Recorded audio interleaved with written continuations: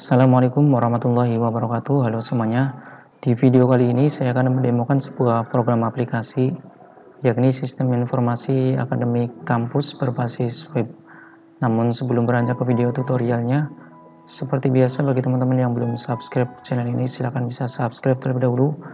Dan jika teman-teman menyukai video ini atau sekiranya video ini bermanfaat, silahkan klik like dan jangan lupa untuk tekan tombol lonceng agar tidak ketinggalan di video tutorial berikutnya. Baik, jadi langsung saja. Di sini adalah sebuah sistem informasi akademik ya. Sistem informasi akademik kampus berbasis web. Nah, ini adalah halaman login ya. Jadi setiap user harus login terlebih dahulu sebelum masuk ke dalam sistem. Oke, kita akan login ya. Kita akan login sebagai super admin. Dan kita masukkan passwordnya. Kemudian jika mengalami kendala teknis, mungkin nggak bisa login, bisa hubungi admin ya. Oke, kemudian kita langsung login.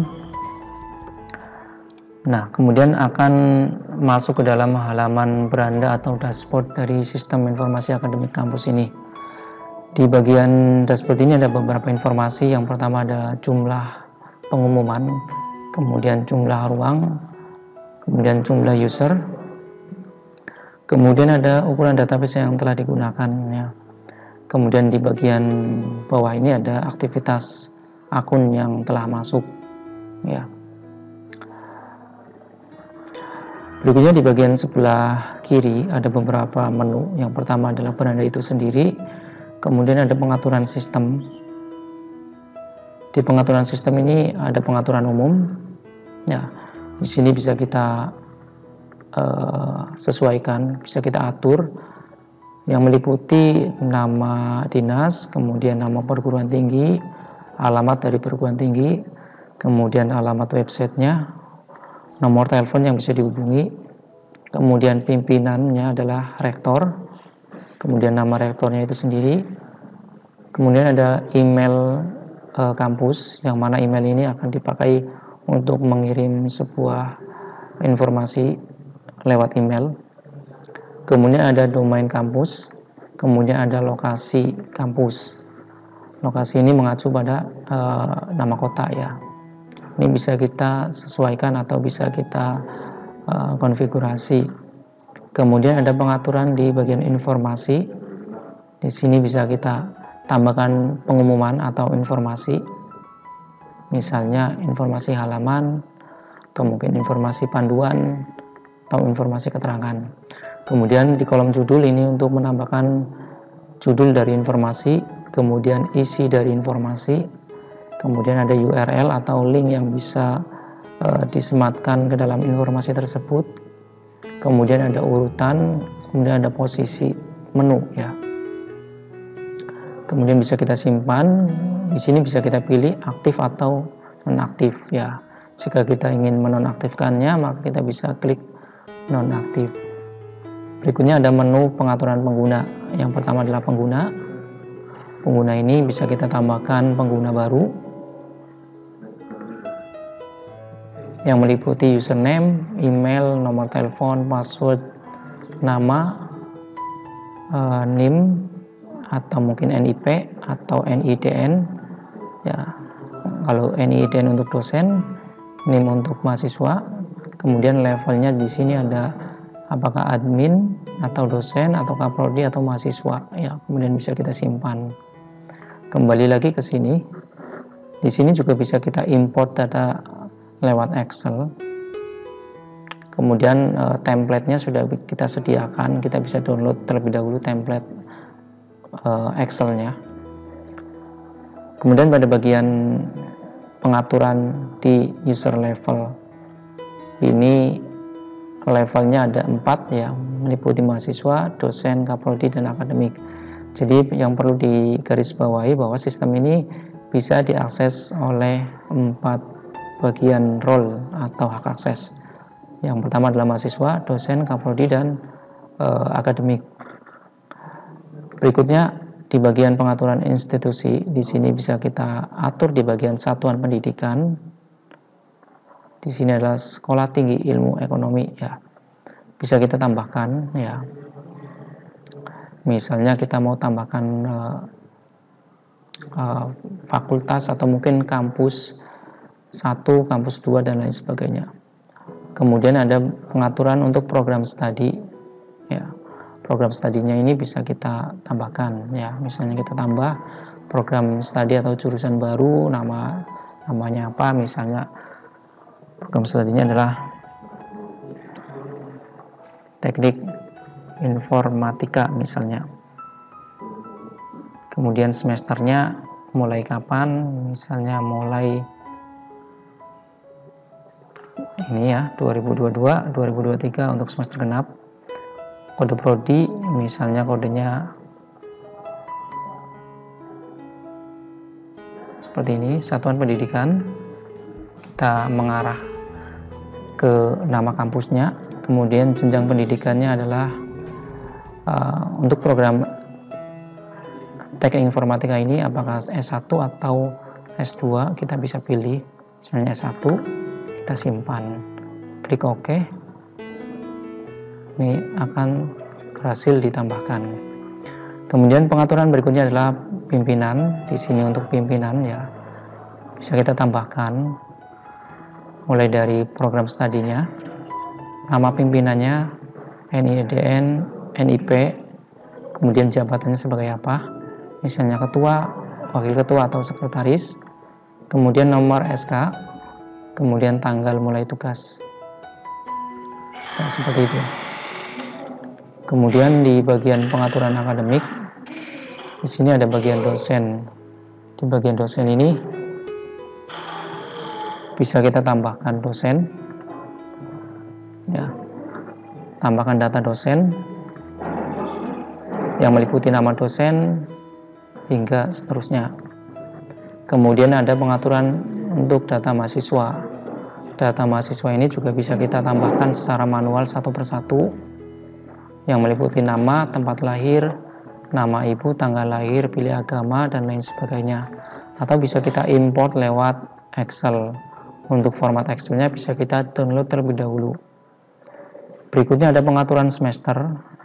Pengaturan semester ini bisa kita masukkan kode semester, nama semester, kemudian ganjil, genap, atau semester pendek.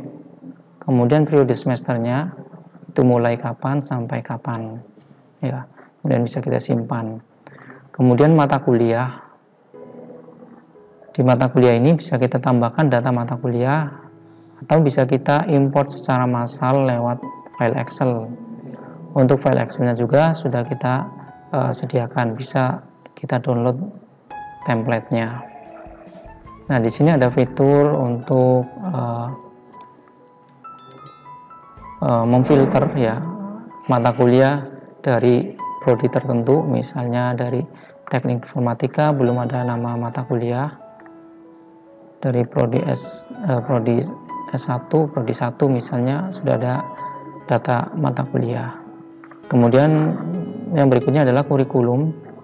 Kurikulum ini juga bisa kita tambahkan ya, yang meliputi nama kurikulum, program studi, semester mulai, kemudian jumlah SKS lulus, kemudian jumlah SKS wajib, dan jumlah SKS pilihan.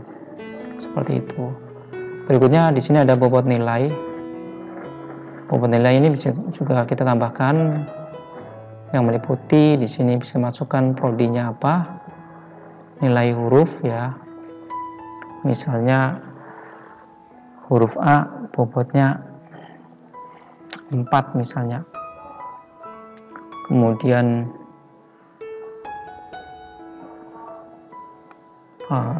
misalnya nilai A untuk nilai 80 sampai 95 misalnya. Tanggalnya, tanggal mulai dan tanggal selesai. Kemudian indeks, nilai indeks ya, seperti itu. Kemudian ada komponen nilai. Komponen nilai ini bisa kita ambil dari data prodi masing-masing. Berikutnya ada syarat ambil LRS ya, di sini ya, LRS. Di sini bisa kita pilih program studinya, kemudian SKS maksimum yang diambil, kemudian IPS atau IPK semester ya. Kemudian di sini ada data persyaratan pengambilan SKS pada LRS. Berikutnya ada pengaturan layanan. Di sini ada setting periode, kemudian periode perkuliahan aktif, periode pelaporan aktif. Kemudian ada setting ruang, kode ruang, nama ruang, lokasi, kapasitasnya berapa orang, luasnya berapa meter persegi, kemudian kategorinya sebagai ruang kuliah, laboratorium atau ruang layanan. Kemudian di sini bisa kita tambahkan keterangan. Kemudian ada menu di bagian daya tampung. Di sini meliputi semester, program studi, target mahasiswa baru, pendaftar ikut seleksi, pendaftar lulus seleksi, dan lain sebagainya. Kemudian ada bagian pengumuman. Bagian pengumuman ini bisa kita tambahkan ya, tambahkan pengumuman. Misalnya pengumuman ini tujuannya untuk apa? Misalnya ditujukan untuk seluruh dosen atau mungkin hanya untuk dosen tetap dan lain sebagainya. Kemudian judul pengumumannya apa? Kemudian isi pengumuman. Kemudian tanggal berlaku dari pengumuman tersebut. Berikutnya adalah jadwal pengisian LRS atau lembar rencana studi atau biasa disebut dengan KRS. Ya. Di sini bisa kita pilih tahunnya, pengisian jenis pengisiannya adalah baru atau perbaikan, periode tanggal pengisian dan lain sebagainya. Berikutnya ada monitoring. Monitoring data ini hanya berisi log aktivitas ya. Jadi aktivitas dari periode tertentu kita bisa lihat aktivitas dari akun yang masuk ke dalam sistem ini. Baik, mungkin itu saja untuk video demo singkat mengenai sistem informasi akademik kampus berbasis web. Semoga video ini memberikan gambaran dan bisa menjadikan referensi buat teman-teman sekalian yang ingin mengembangkan atau ingin membuat sebuah sistem yang serupa. Baik, saya ucapkan terima kasih untuk teman-teman yang sudah menyimak dari awal sampai akhir. Saya akhiri untuk video tutorial dan video demo kali ini. Terima kasih atas perhatiannya. Assalamualaikum warahmatullahi wabarakatuh.